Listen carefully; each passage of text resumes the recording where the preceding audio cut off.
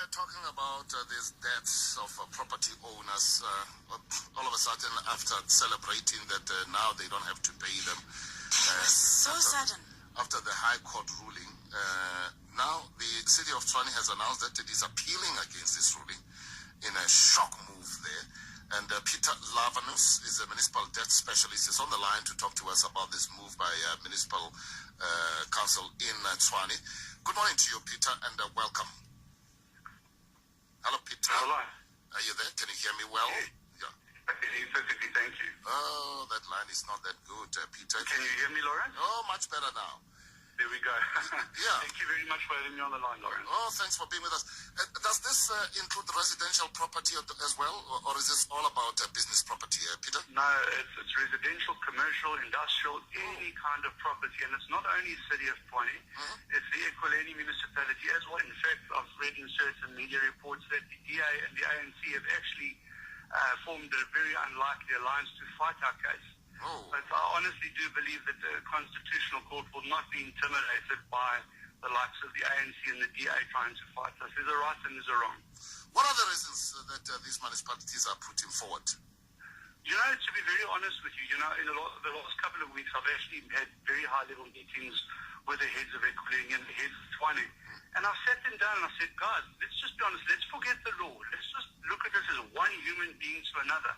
How can you guys feel entitled to actually transfer debt from an old owner to a new owner? I said, how would you feel if one day you picked up the phone, your mother calls you and says, listen, John, you won't believe that I bought my house 5 years ago, and all of a sudden the municipality wants to make me pay for a debt from an Okie from 20 years ago for the debt that they in the first place failed to collect. I said, just as a human being, surely this doesn't sound correct to you? They just remain silent. Yeah, but whose responsibility is it, Peter? I mean, to see to it that the debts are paid before the new owner takes over. You know, this is a very good question, Lawrence. This is the problem that I actually have. The city of Johannesburg is one of the very few municipalities in the country that's doing it the absolutely correct way. They've employed a huge amount of resources to make sure that they collect all debts before property is transferred. So I feel that if the city of Johannesburg can do it correctly, legally and lawfully, why can't all the other municipalities do it? It's the municipality's responsibility.